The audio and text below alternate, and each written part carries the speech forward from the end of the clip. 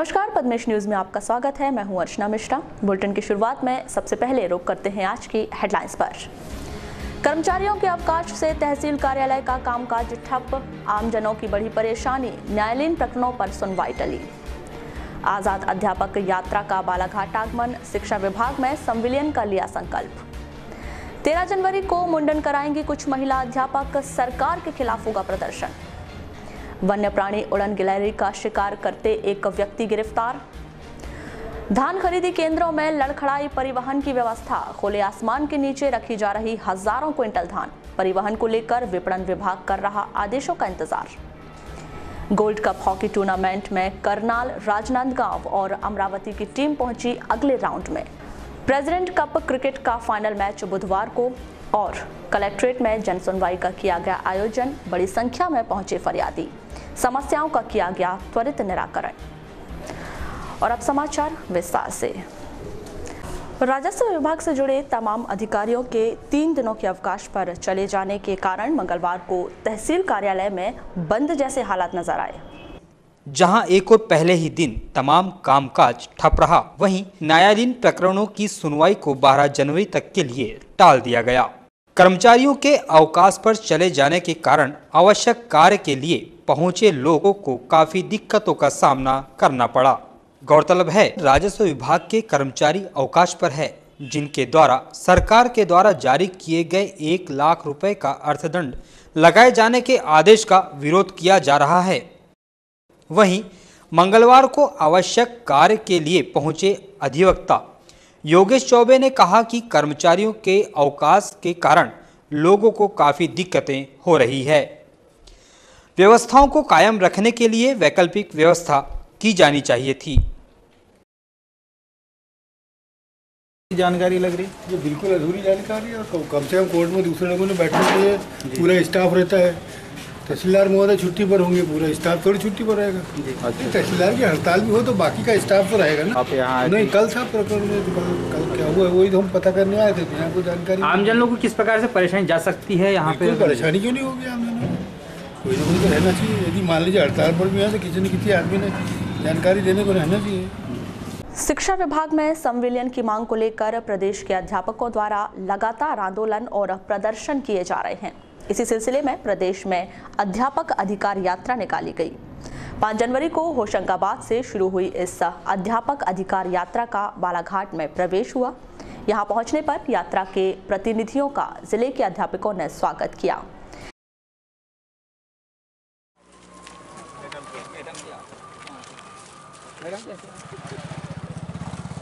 अध्यापक एकता जिंदाबाद, समान कार्य समान वेतन, समान कार्य समान वेतन, शिक्षा विभाग में संविलियन करना होगा। शिक्षा विभाग। इस अवसर पर जनपद शिक्षा केंद्र में एक कार्यक्रम का आयोजन भी किया गया।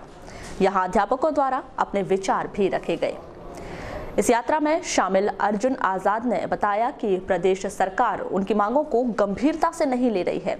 सरकार का ध्यान आकर्षित करने 13 जनवरी को महिला अध्यापकों द्वारा मुंडन कराया जाएगा और प्रदर्शन भी किया जाएगा।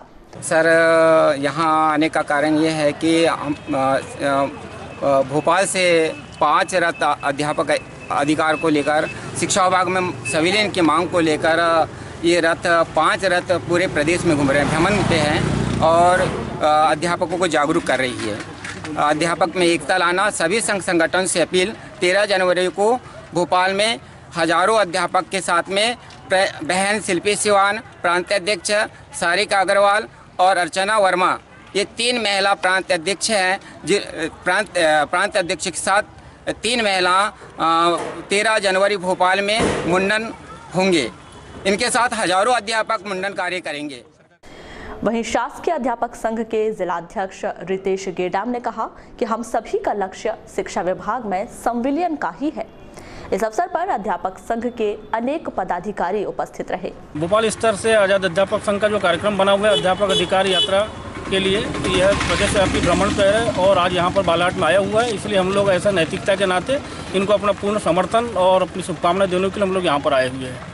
और हम चाहते हैं कि जिस मकसद से भी अध्यापक संघर्ष के लिए अध्यापक अधिकार यात्रा जो निकली हुई है उसका मकसद पूरा हो और हमको जो हमारा मुख्य मकसद है शिक्षा विभाग में संविलियन और 7वां वेतनमान वो हमको मिल सके, इसलिए हम लोग यहाँ पर इकट्ठे हुए और आगे की रणनीति बनाने के लिए विचार कर रहे हैं।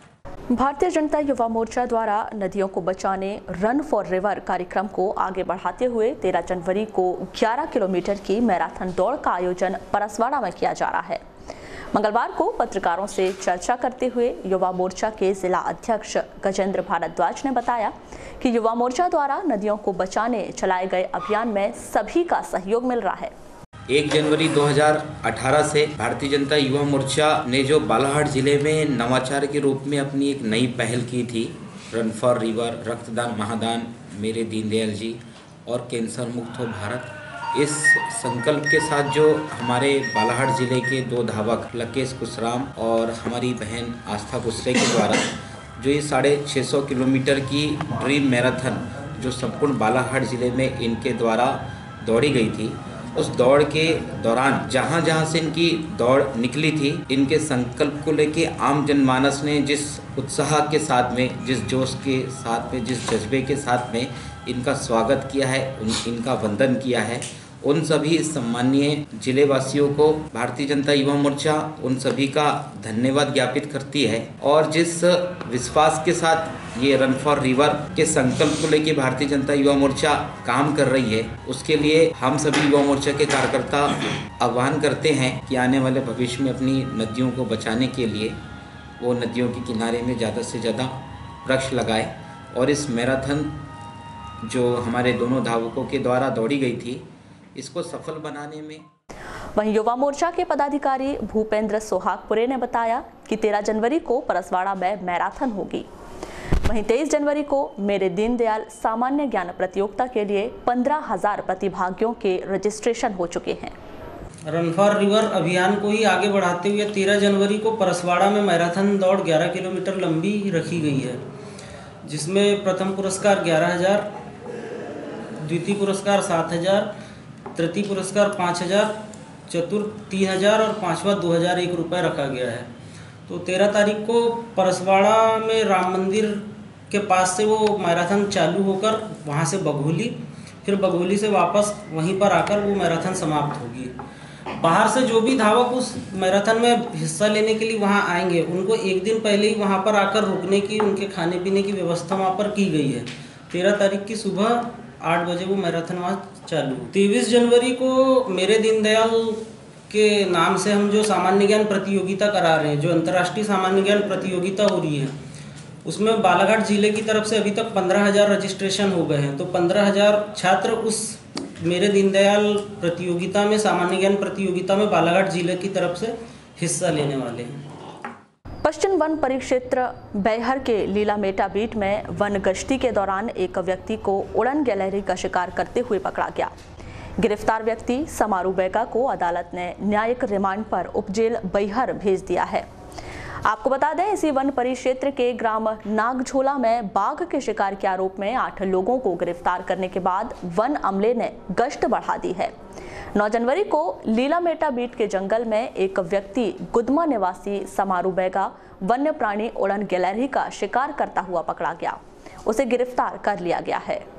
प्रधानमंत्री नरेंद्र मोदी द्वारा किए जा रहे कार्यों से सभी लोग खुश हैं, लेकिन कुछ लोग इतने खुश हैं कि वे प्रधानमंत्री से मिलने का मन बना चुके हैं। बल्कि इनमें से एक ने तो साइकिल से ही दिल्ली की यात्रा शुरू कर दी है। उड़ीसा के ब्रजनाथ नगर निवासी 57 वर्षीय अब्दुल सिद्दीकी प्रधानमंत्री नरेंद्र मोदी की योजना से इतने प्रभावित हुए कि वे साइकिल से ही तिरंगा यात्रा पर निकल गए हैं। मंगलवार को श्री सिद्दीकी बालाघाट पहुंचे। यहां भारतीय जनता युवा मोर्चा के कार्यकर्ताओं द्वारा उनका स्वागत किया गया। अब्दुल सिद्दीकी 26 जनवरी को दिल्ली पहुंचकर प्रधानमंत्री नरेंद्र मोदी से मुलाकात करेंगे। बोलो भारत माता की जय, भारत माता की जय, वंदे माता की जय, वंदे मातरम, वंदे मातरम, भारत माता की जय, वंदे मातरम, वंदे भारत माता की जय। सर, आपका नाम बताएं। अब्दुल सिद्दीक। कहाँ से आए हैं आप? जी, रामपुर कुलियरी, बजाज नगर, उड़ीसा, जिला झारसुगुड़ा से। ये तिरंगा यात्रा के तहत जश्न आज़ादी दिल्ली में गणतंत्र दिवस के देखने की इच्छा से और मोदी जी की मन की बात से प्रेरित होकर उनके प्रचार प्रसार करते हुए जाने की क्या उद्देश्य है उनका? उद्देश्य ये उनकी मन की बात से सुन के प्रेरित होकर टोटल उनके हर चीज़ उनकी योजनाओं को फॉलो करते हुए अच्छा लगा उनका। बिजली बचाओ, पानी बचाओ, सब तरह उनका ये उज्ज्वला योजना, मातृत्व योजना है ना, घर घर में शौचालय, मुख्यमंत्री आवास योजना। हाँ, मुख्यमंत्री आवास योजना भी चल रहा है, बहुत अच्छा। रास्ता में मैंने देखा सब शौचालय वगैरह निर्माण हो ही रहा है। अच्छा, ये बताइए कब निकाले थे आपने? मैं 1 तारीख से 1/18 को 1 जनवरी से। जी हाँ, 1 जनवरी। तो साइकिल थी आप? हाँ, साइकिल यात्रा थी लाल किला मैदान तक। तो कब तक चलेगी आपकी यात्रा? ये 26 जनवरी को वहाँ ग्राउंड में परेड देखने के बाद फिर वापस साइकिल से। वहीं भाजपा कार्यकर्ता राजेंद्र चौधरी ने भी अब्दुल सिद्दीकी की यात्रा के बारे में जानकारी दी। ये भाई साहब साइकिल से उड़ीसा से दिल्ली के लिए और प्रधानमंत्री मोदी जी की बातों से और उनके कामों से इतने प्रभावित हुए कि उनसे मिलने के लिए 26 जनवरी में वहाँ से मिलने के लिए दिल्ली जा रहे हैं। और प्रधानमंत्री जी की जो मन की बात है वो इनके मन की बात इनके मन में आ गई वो बातें। और प्रधानमंत्री, इनका कहना है कि प्रधानमंत्री मोदी जी जो योजना चला रहे हैं वो योजनाएं सबके लिए, जैसे वो बोल रहे हैं कि सबका साथ सबका विकास, ऐसा कोई भी योजना नहीं है जो या एक व्यक्ति या एक धर्म या एक समाज के लिए। वो सभी योजनाएं जो चल रही है पूरे संपूर्ण समाज के लिए चल रही है और उससे प्रेरित हो भाई साहब आए हैं। और इनका स्वागत हमने हनुमान चौक में किए। हमारे सब भाई लोग थे, युवा मोर्चा के साथी थे और भाजपा के भी हमारे साथी थे और इतना बढ़िया काम कर रहे हैं। अभी 600-700 किलोमीटर से आ गए हैं साइकिल से और अभी जाएंगे। परिवहन की पर्याप्त व्यवस्था न होने के चलते विभिन्न धान खरीदी केंद्रों में समर्थन मूल्य पर खरीदा गया धान खुले आसमान के नीचे रखा जा रहा है। सरकार द्वारा जिले में समर्थन मूल्य पर धान खरीदी के लिए 161 केंद्र बनाए गए हैं, जिसमें रोजाना ही धान की खरीदी की जा रही है। लेकिन कई केंद्र ऐसे हैं जिनमें महीने में 1 या 2 बार ही परिवहन की व्यवस्था की जाती है, जिसके चलते विभिन्न धान खरीदी केंद्रों में प्रभारियों को काफी दिक्कतों का सामना करना पड़ रहा है। जिले में परिवहन की सबसे ज्यादा डामाडोल स्थिति कटंगी, खुरसौड़ी, बालाघाट, नवेगांव के खरीदी केंद्रों पर देखी जा रही है। खुले आसमान के नीचे पड़ी धान और परिवहन व्यवस्था के संदर्भ में की गई चर्चा के दौरान गोंगलई धान के उपार्जन केंद्र प्रभारी विजय लिल्हारे ने बताया कि गोदाम में अनाज भरा होने के चलते उपार्जन की धान खुले आसमान के नीचे पड़ी है। धान का परिवहन किए जाने को लेकर केंद्रीय बैंक कलेक्टर सहित अन्य संबंधित विभाग को सूचित किया गया है। बावजूद इसके भी करीब 1 माह से खरीदी गई धान को गोदाम तक नहीं ले जाया गया है। सर, ये कितने क्विंटल धान बाहर रखी हुई है अभी? लगभग 6,500 कुंटल माल रखा हुआ है बाहर। उठाव क्यों नहीं हो पा रहा है इसका? उठाव यहाँ से जो है गोदाम से परिवहन की स्थिति बाहर नहीं है। गोदाम में क्या है, गेहूँ भरा हुआ है, गेहूँ का उठाव होगा यहाँ से अन्य जगह पे, उसके बाद हमारा धान का परिवहन यहीं के यहीं होगा। तो खरीदी हो रही कि नहीं हो रही? अभी खरीदी हो रही है। बारे में तो क्या प्रशासन ही बताएंगे, हम लोग क्या कर सकते हैं। अभी क्या दिक्कतें आ रही हैं? अभी दिक्कतें कुछ नहीं है हमें। हमारा माल खरीदा हुआ जो है बाहर रखा हुआ है, बस इसका उठाव होना चाहिए। कोई भी गोदाम में सेटलमेंट हो जाए। हमारा महाप्रबंधन जिसमें कि जिला सहकारी बैंक धनवाल साहब को दिए हैं लेटर, हमने कलेक्टर महोदय को भी दिए हैं, डीएमओ सर को दिए हैं, नॉन वगैरह सभी को दे दिए हैं। क्या बोलते हैं? इस पूरे मामले को लेकर दूरभाष पर की गई चर्चा के दौरान जिला विपणन अधिकारी अर्पित तिवारी ने बताया कि अब तक उन्हें गोंगलई बड्डी से धान का परिवहन किए जाने के आदेश प्राप्त नहीं हुए हैं। आदेश मिलते ही परिवहन की व्यवस्था कर दी जाएगी। नेहरू स्पोर्टिंग क्लब के तत्वाधान में आयोजित गोल्ड कप हॉकी टूर्नामेंट में मंगलवार को 3 मैच खेले गए। पहले मैच में यंग स्टार अमरावती ने नेहरू स्पोर्टिंग क्लब बालाघाट को 2 के मुकाबले 6 गोल से हराया। मंगलवार को खेले गए दूसरे मैच में करनाल की टीम ने बरेली की टीम को 8-1 से पराजित किया, जबकि तीसरा मैच काफी संघर्षपूर्ण रहा। इसमें राजनांदगांव की टीम ने भुसावल की टीम को 1 गोल से शिकस्त दी।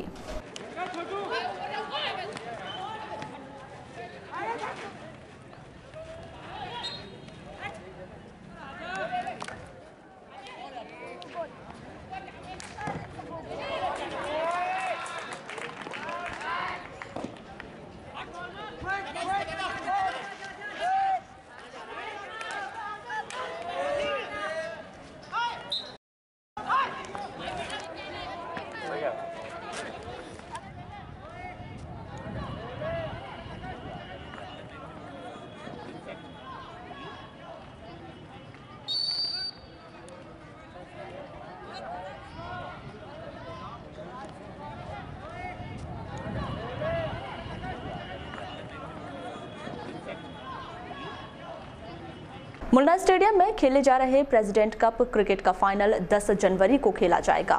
इसमें भुसावल का मुकाबला नागपुर से होगा। इधर 9 जनवरी को खेले गए पूल बी के आखिरी सेमीफाइनल में भुसावल ने औरंगाबाद को हराया। बल्लेबाजों को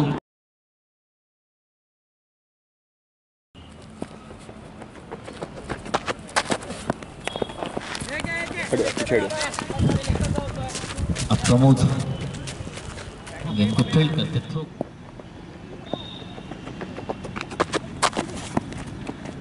अच्छी गेंद रन और बाहरी किनारा रखते हुए गेंद सीमा रेखा के बाहर।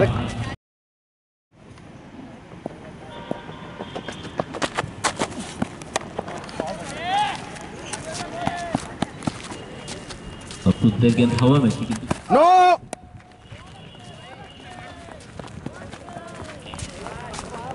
नो बॉल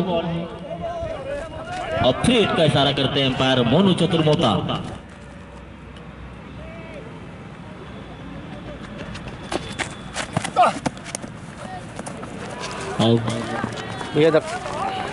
बाहरी किनारा अंदरूनी किनारा रखता हुआ गेंद सीमा रेखा के बाहर 4 रनों के लिए। नवीन वर्ष के पावन अवसर पर पुराने श्री राम मंदिर में संगीतमय सुंदरकांड पाठ का आयोजन किया गया। मंगलवार शाम को आयोजित इस कार्यक्रम में मंदिर के पुजारी पंडित मधुरेश मिश्र द्वारा सुंदरकांड की प्रस्तुति दी गई। देर शाम तक चले इस आयोजन में श्री राम मंदिर ट्रस्ट के पदाधिकारियों के साथ बड़ी संख्या में भक्तगण भी शामिल हुए। सुंदरकांड पाठ के समापन के बाद प्रसाद वितरण किया गया। अपनी कथा समझा करके कहो तो हनुमान जी महाराज जी पहले राम कथा कहते हैं। महाराज दोनों भक्त हैं, लिखा है जो जैसा होता है उसे उसी प्रकार के लोग मिलते हैं। 4 मिले 64 खिले 20 रहे कर जोर। हरिजन से हरिजन मिले 20 से 7 करोड़। भगवान के भक्त से जब भगवान का भक्त मिलता है तो 2 आंखें हमारी 2 आंखें आपकी। कितनी हुई? 4 मिले 64 खिले। प्रसन्नता से 32 दांत हमारे 32 दांत सामने वाले के प्रसन्न होकर के महाराज मुस्कुरा देते हैं। तो 32 और 32 मिलाकर के कितना हो गया? 64। 4 मिले 64 खिले 20 रहे कर जोरी। 10 हमारी उंगलियां और 10 सामने वाली। कलेक्ट्रेट में मंगलवार को हाईटेक जन सुनवाई का आयोजन किया गया, जिसमें बड़ी संख्या में लोग अपनी समस्याओं को लेकर पहुंचे। बैहर क्षेत्र अंतर्गत ग्राम पंचायत बलगांव के मजदूरों ने जिला मुख्यालय पहुंचकर जिला प्रशासन को ज्ञापन सौंपा। ग्रामीणों ने बताया कि 2 वर्ष पहले ग्राम के सैकड़ों परिवारों ने मनरेगा के तहत मजदूरी का कार्य किया था, लेकिन अब तक मजदूरी नहीं मिल पाई है, जिसके कारण ग्रामीणों को आर्थिक समस्या से जूझना पड़ रहा है। अरे पैसा नहीं मिला, काम करी नहीं पंचायत के था। अच्छा, कौन कौन सी योजना काम करी है तुमने? रोड, मेड़बंधन, बांधा। कितना लोगों ने काम करी है? अरे बहुत सारे काम करी ने। पूरा गाँव? हाँ, पूरे गाँव। कितना रुपया होगा फिर? अब रुपया तो बता नहीं सकते। कब से कब तक का नहीं मिला पैसा? जब से नहीं दे सरपंच गलती करते ना, असल में सरपंच नहीं देवा। हम वही चला था ना, वही तो नहीं है सरपंच, वही चला काम करे हम तो पैसा तो दे हिचका के आदमी ले पैसा रहता है। अरे काम करे है हमें काइन काम में नहीं आए पैसा के लालच हर कोई ले रहता है। कटंगी क्षेत्र अंतर्गत ग्राम पंचायत समतपुरी के प्राइमरी स्कूल में करीब 4 माह से मध्याह्न भोजन को लेकर खाद्यान्न आवंटित न किए जाने पर स्वसहायता समूह के सदस्यों ने शिकायत की।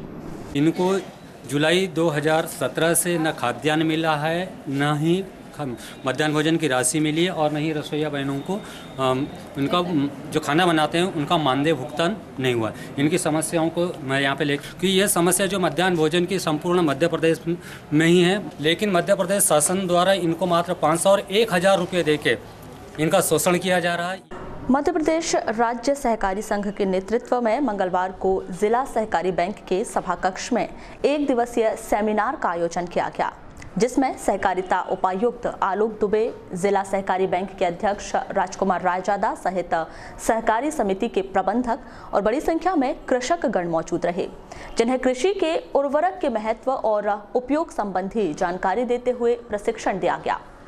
इस संबंध में जिला सहकारी बैंक के अध्यक्ष राजकुमार रायजादा द्वारा आवश्यक जानकारी दी गई। अवशेष को न जलाएं, 3 वर्ष में एक बार खेत की गहरी जुताई करें, खेत की मिट्टी न बहने दें, अपना मिट्टी परीक्षण कराइए, खेत की मिट्टी की जांच कराएं, बीज उपचार अवश्य करें, फसल अनुसार कल्चर का उपयोग करें। किसानी उसको लाभ के व्यवसाय में परिवर्तित करने की सोच के लेके आगे बढ़ रही है। उसी तारतम्य में मध्य प्रदेश राज्य सहकारी संघ के तत्वाधान में प्रत्येक जिलों में एक सेमिनार आयोजित किया जा रहा है, जिसमें सहकारिता से जुड़े प्रमुख अधिकारी, सहकारिता में काम कर रहे उन्नत किसान, समितियों के अध्यक्ष, इन सबको लेके वैचारिक गोष्ठी होती है, सेमिनार होता है, जिसमें मध्य प्रदेश राज्य सहकारी संघ के जो हमारे ट्रेनर हैं वो मार्गदर्शन देते हैं। इफ्को के जो हमारे जिले के प्रभारी हैं वो अपनी तरफ से खाद के बारे में सूचनाएं देते हैं। सहकारिता के जो उपायुक्त हैं वो सहकारिता को कैसे आगे बढ़ाने पर चर्चा करते हैं। उसी को लेकर हमारा आज सेमिनार आयोजित किया जा रहा है। नगर के नए श्री राम मंदिर में श्री हनुमंत ज्ञान यज्ञ प्रवचन का आयोजन किया गया है, जिसकी शुरुआत मंगलवार शाम 4 बजे की गई। 5 दिनों तक चलने वाले इस आयोजन में वेदाचार्य पंडित श्री हरिशंकर प्रसाद शास्त्री द्वारा श्री हनुमंत कथा ज्ञान यज्ञ प्रवचन की संगीतमय प्रस्तुति दी जा रही है। आपको बता दें कि नए श्री राम मंदिर में श्री हनुमंत कथा ज्ञान यज्ञ प्रवचन का कार्यक्रम 13 जनवरी तक रोजाना शाम 4 से 7 बजे तक किया जाएगा।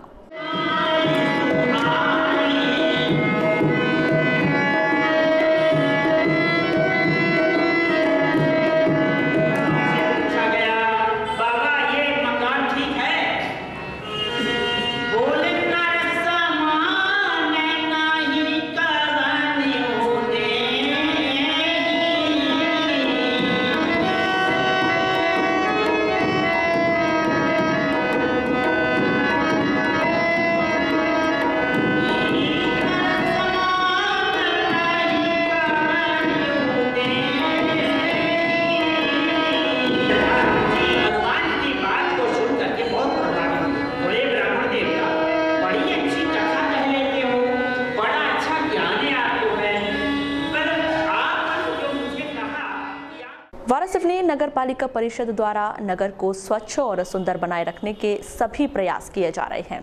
इसी के तहत नगर के वार्ड नंबर 14 स्थित आमाटोला में निःशुल्क डस्टबिन का वितरण नागरिकों को किया गया।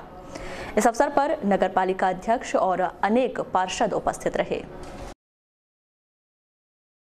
लगातार हमारा प्रयास है, अभी प्रदेश में स्वच्छता अभियान चल रहा है और हमारी इच्छा है उसमें कंपटीशन भी है।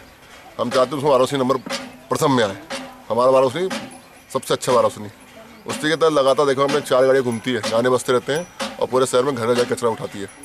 रिक्शे घूम रहे हैं 15 रिक्शे, वो भी घर जाकर कचरा उठाते हैं। अभी घर घर हम शहर में देखोगे, मेरे चौराहों में, मेरे स्थानों में हम डस्टबिन लगवा रहे हैं। उसमें भी डस्टबिन भी सूखा और गीला दोनों कचरा अलग अलग लग रहा है।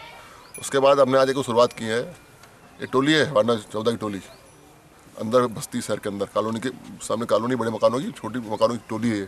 यहाँ हम पहुँचे हैं, हमारे साथ हमारे इस वार्ड के पार्षद विखेड़े जी, संदीप मिश्रा जी, विनय सुराना जी, सभी हमारे कर्मचारियों के साथ हम यहाँ पहुँचे हैं और आज से हमें शुरुआत की है। वो जो लोग जो डस्टबिन नहीं खरीद सकते उनको नगर पालिका द्वारा मुफ्त में डस्टबिन बांट रहे हैं और ये आज से शुरुआत हुई, शहर की शुरुआत हुई है। कितनी बाल्टियों का वितरण किया गया? जितनी जरूरत पड़ी हम तो आएंगे कि हम लोगों पर प्रेरित करते हैं कि जो सक्षम में बाल्टी ले, 2 बाल्टी ले, नीली और हरी, एक में सूखा कचरा, गीला कचरा। अभी तो हमने बाल्टी शुरुआत की है। अभी देखेंगे जहाँ टोली में जो लोग सक्षम नहीं है, जो लोग बाल्टी नहीं ले सकते, उनको हम निःशुल्क बांटेंगे और निःशुल्क बांट रहे हैं हम। आज से शुरुआत की हमने, उसके बाद लगातार शहर में वो लोग जो स्वच्छता में हमारा सहयोग करेंगे उनके घरों में हम निःशुल्क बाल्टियाँ बांटेंगे और हमारे प्रयास चलते रहेगा। हमारे की प्रयास हमारे साथ साफ सुथरा रहे। आप देखेंगे लगातार हमारे शहर में धीरे हमारा शहर ग्रीन वारोशनी बना हुआ है। अभी चूंकि चलते चलते एक नजर आज की हेडलाइंस पर एक बार फिर। कर्मचारियों के अवकाश से तहसील कार्यालय का कामकाज ठप, आमजनों की बड़ी परेशानी, न्यायालयीन प्रकरणों पर सुनवाई टली। आजाद अध्यापक यात्रा का बालाघाट आगमन, शिक्षा विभाग में संविलियन का लिया संकल्प।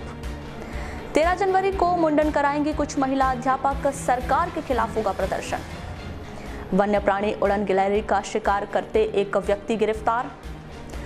धान खरीदी केंद्रों में लड़खड़ाई परिवहन की व्यवस्था, खुले आसमान के नीचे रखी जा रही हजारों क्विंटल धान, परिवहन को लेकर विपणन विभाग कर रहा आदेशों का इंतजार। गोल्ड कप हॉकी टूर्नामेंट में करनाल, राजनांदगांव और अमरावती की टीम पहुंची अगले राउंड में। प्रेसिडेंट कप क्रिकेट का फाइनल मैच बुधवार को और कलेक्ट्रेट में जन सुनवाई का किया गया आयोजन, बड़ी संख्या में पहुंचे फरियादी, समस्याओं का किया गया त्वरित निराकरण। तो ये थी अभी तक की खास खबरें। खबरों की ज्यादा जानकारी के लिए लॉग ऑन कीजिए www.balaghatexpress.in पर। इसके अलावा आप अपने एंड्रॉइड फोन से प्ले स्टोर पर जाकर बालाघाट एक्सप्रेस ऐप भी डाउनलोड कर सकते हैं। तो आज बुलेटिन में बस इतना ही। अगले न्यूज बुलेटिन के साथ फिर मुलाकात होगी। तब तक के लिए नमस्कार।